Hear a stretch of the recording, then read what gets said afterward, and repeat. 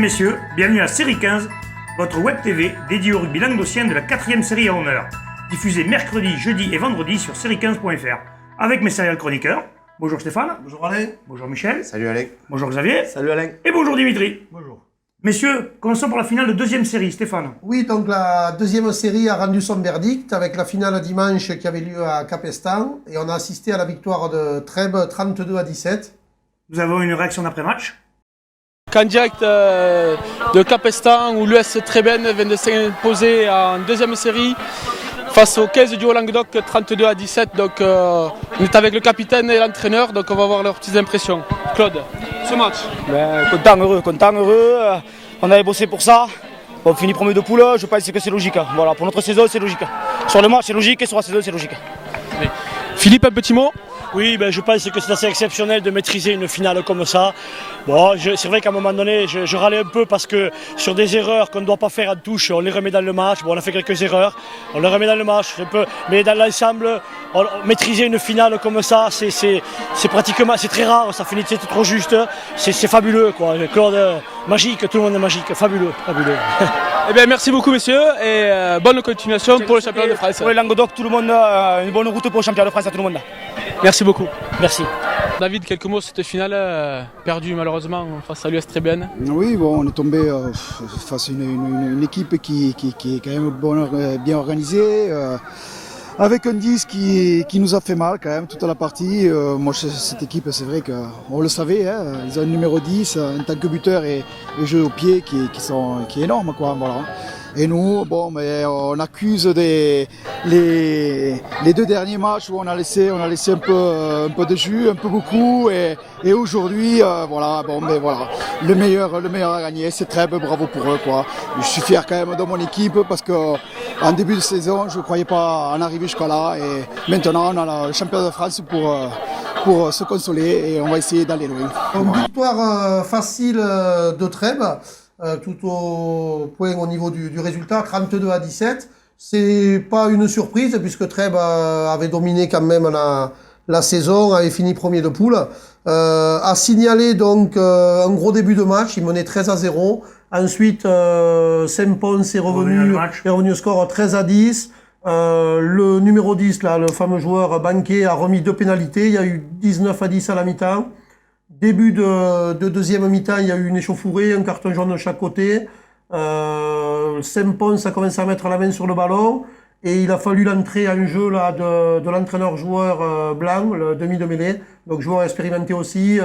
À partir de là, Trèbes a remis la main sur le ballon, a enchaîné des temps de jeu, est passé au score et mené largement. Ouais, il y a eu un essai à la fin du 15 du Languedoc, un essai anecdotique, le score était fait. Donc victoire logique. Oui, ils avaient dominé toute la saison, hein, Xavier. Voilà. Il n'y a pas eu de... Ce qu'on avait dit la semaine dernière, Banquet il met 22 points, le buteur d'en face d'entrée il en manque 2. Et à la sortie, voilà, quand tu as un buteur de ce calibre, ça fait la différence. On peut quand même rendre honneur à ce joueur qui est un gros joueur, 39 ans, donc c'est un trésiste. Oui, Banquet, c'est renseigné, qui a été 3 fois championne de France à 13 et 3 Coupes de France avec Villeneuve-sur-Lot, une Coupe de France avec Arcachon 13. Il est passé à 15 à plus grand bonheur. C'est son premier titre, a-t-il dit. Son premier titre à 15, fin de carrière, il arrête à 39 ans, il raccroche les crampons. C'est quand même un sacré joueur. Il n'a pas fini, il lui reste le championnat de France. Oui, à la fin de la saison. Voilà, c'était oui, tout à fait. Oui. On va peut-être un peu vite en espérant que Trèbes. Mais vu l'équipe qu'ils ont, je pense qu'ils peuvent quand même faire quelque chose à un championnat de France. Parfait.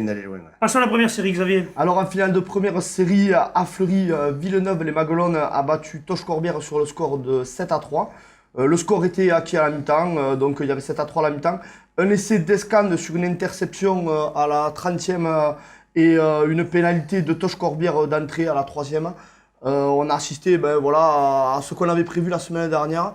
Une grosse conquête de Villeneuve-les-Maguelones avec une touche impériale où ils ont volé 4 ballons à la touche de Toch. Et Toch qui a essayé de jouer et qui se fait intercepter sur un bon coup. C'était à double tranchant, où ils marquaient, où ils se font intercepter. Et ils prennent cet essai qui scelle la victoire. Sur les poules, Villeneuve avait fini première malgré la belle saison de Cruzier. Et on les retrouve à la sortie. Voilà, c'est logique aussi. C'est logique. Il faut quand même saluer les belles phases finales de cette équipe de Toche-Corbière là, qui a failli bouler et créé presque une surprise à la fin. Je pense qu'ils ont fait vraiment une belle saison. Aussi un championnat de France, bon, ça sera un client sérieux. D'accord. On voit qu'il est important d'avoir un gros pack pour être champion du Languedoc. Et pour le championnat de France, je pense que... Comme ça, je vois qu'un gros paquet d'avance, c'est ça. Ça te plaît, ça. Ça me plaît. Je pense que Villeneuve-les-Maguelone aura des atouts pour aller loin dans le championnat de France. Quand t'es solide devant et que tu cavoles derrière, tu vas. Voilà, c'était la note poétique. Allez, Stéphane, nous passons maintenant à la finale de promotion honneur. Promotion d'honneur, donc, c'était à Castelnaudary, avec une affluence énorme, 1500 spectateurs. Et Bien, Limoux a créé la surprise et est devenu champion du Languedoc en battant Olonzac. 18 à 13. Olonzac était favori suite après l'élimination des Rives d'Or. Voilà, Par Limoux d'ailleurs. Et Limoux qui quand même a fait vraiment des belles phases finales pour arriver au bout. Ils ont sorti vraiment des gros morceaux. On a un peu parié sur eux avant les phases finales, on a dit que Limoux pouvait créer la surprise. Et ils l'ont fait. Donc ils ont eu une bonne conquête en touche notamment et un très bon jeu au pied. Voilà, ils sont appuyés là-dessus. Olonzac, avec son gros paquet, là, a sans doute souffert de la chaleur. Et donc a pas eu le rendement habituel. Voilà. Et à Limoux, il y a un joueur qui s'appelle Vidal, là, qui avec son pied leur a fait beaucoup de bien. Et donc c'est une victoire somme toute logique. D'accord.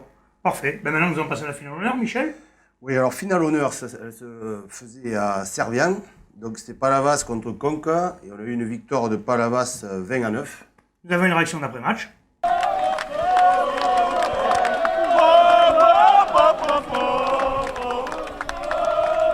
Bien, alors Jérémy, félicitations d'abord pour cette victoire et votre ressenti alors sur ce match, comment ça s'est passé? Déjà on est très heureux d'avoir gagné. On avait quand même préparé ces phases finales comme il le faut depuis 3 semaines, là, depuis Mende. Je pense que sur le match en lui-même, on a montré un état d'esprit exemplaire et ce qui nous a permis de remporter le match. On a eu un moment difficile en seconde mi-temps, mais on a montré des valeurs de courage, de combat qui nous a permis de remporter ce match, malgré qu'on a joué encore pendant 20 minutes à 14. Mais bon, voilà, on est trop content et bon, on verra après pour la suite. Très bien. Donc c'est l'accession en Fédéral 3, hein, ce qui était espéré par le club. Donc je pense que vous devez être content, non? Et complètement, l'objectif est rempli. Donc maintenant, à nous de savourer déjà cette victoire et ce titre, de se remettre au travail dès la semaine prochaine parce qu'on a un championnat de France aussi qui nous attend. Et donc soyons ambitieux, hein, toujours, et préparons tranquillement cette saison de Fédéral 3 l'année prochaine. Hein. D'accord, merci messieurs, faites ça bien comme il faut et bonne chance pour le championnat français. Merci à vous d'avoir parlé un peu de Palavas la semaine dernière et de mettre en vitrine le rugby amateur. Il n'y a pas de quoi. Merci. Bien messieurs, merci de venir malgré la défaite et bon, votre ressenti quand même après ce match, comment ça s'est passé? Notre ressenti, c'est dommage, c'est une finale, c'est comme ça, les meilleurs ont gagné je pense, donc félicitations à Palavas. Après voilà, une finale c'est une finale, donc c'est bien joli d'y arriver et encore une fois félicitations à eux. Voilà. D'accord. Philippe, tout n'est pas encore perdu, il vous reste encore le championnat de France, il va falloir remobiliser un petit peu les troupes. On a fait un gros quart contre Bézériquet, une grosse demi contre Servian. On arrive ici contre Palavas avec plein de bonnes intentions, mais c'est vrai qu'on est tombé sur une équipe bien organisée défensivement qui nous a empêché de mettre en place nos jeux avec beaucoup d'enthousiasme. Et voilà, donc comme l'a dit Patrice, félicitations à eux et c'est décevant parce qu'une finale, comme on dit, ça se joue pas, ça se gagne. Donc beaucoup de déceptions, mais bon, on a encore une carte à jouer en championnat de France, donc on va essayer d'aller le plus loin possible pour faire plaisir à nos supporters et à tous nos dirigeants qui sont fidèles malgré la défaite.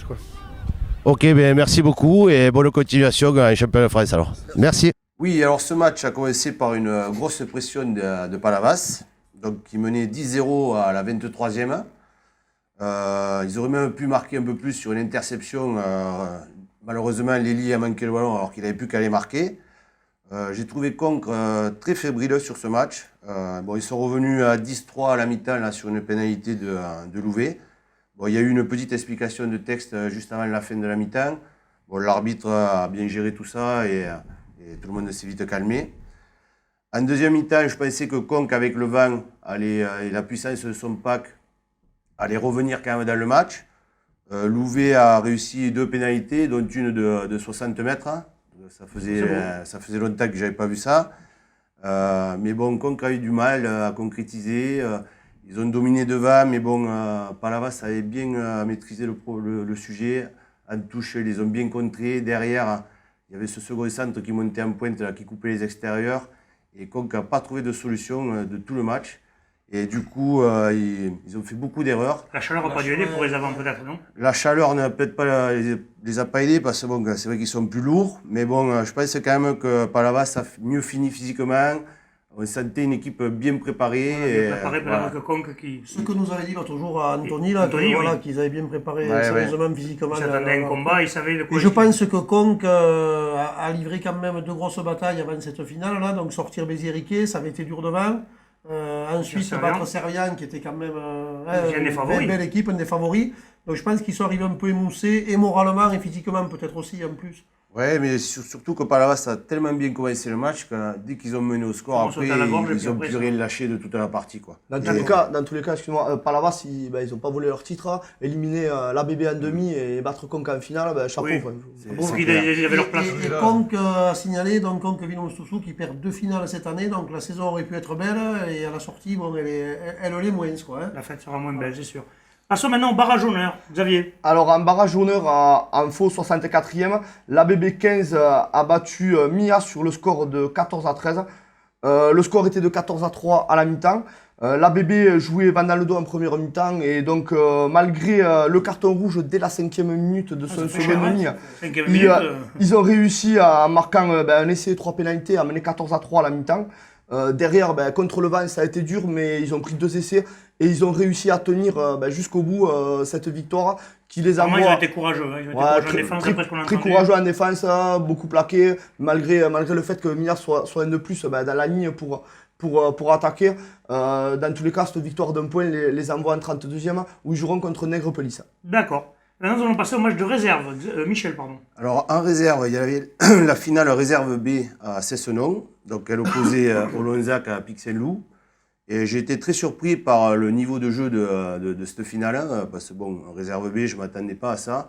Et j'ai été surpris par cette équipe de Pic-Saint-Loup qui avait un gros pack, en fait, qui a bien manœuvré. Et Olonzac qui avait une équipe quand même plus complète, notamment avec une charnière vraiment de bon niveau et un petit neuf là, qui m'a fait forte impression. Et bon, victoire d'Olonzac 22-18, une victoire méritée. D'accord. Dans la foulée, il y avait la finale réserve A qui opposait RCPO à l'ABB 15. Donc là, par contre, il y a eu moins de suspense. L'ABB 15 a vraiment dominé, a occupé le terrain avec le vent, notamment avec Sébastien Soum, là, qui a été encore une fois impérial, qui avec son jeu au pied a maintenu le camp de RCPO dans son camp tout le temps. Et du coup, Capestan a marqué 2 essais et une victoire logique 20-8 où il n'y avait rien à dire. D'accord, ils ont géré le match, il n'y a pas eu... Sur l'ensemble de la saison, c'était mérité. Le RCPO, je pense que c'était inespéré un peu cette finale, parce qu'en demi, il faut un exploit contre Servian, parce que Servian était grandissime favori. Oui, ils montraient quelques arguments quand même, parce qu'ils avaient récupéré quelques joueurs de la une qui avaient été blessés. Qui ont repris la compétition. Qui avaient repris la compétition, mais on a senti une équipe Capestan quand même plus structurée, plus habituée à jouer ensemble. Et ça s'est ressenti sur cette finale. Et ce résultat redonne du bon au cœur à la BB15, donc il fait quand même, ils visaient le doublé, bon, ils auront un champion en réserve. Voilà, bon, ils sont qualifiés pour le France, donc le week-end a été positif. Voilà, champion en réserve, ils ont gagné la coupe aussi, je veux dire la saison est belle. Voilà. Les 2 équipes qualifiées pour le championnat de France, belle saison quand même. Ils n'ont pas fini encore. Bon, merci messieurs, on se retrouve demain pour le débat comme tous les jeudis avec un invité. Transpirez bien sur tous les terrains. Allez, au revoir.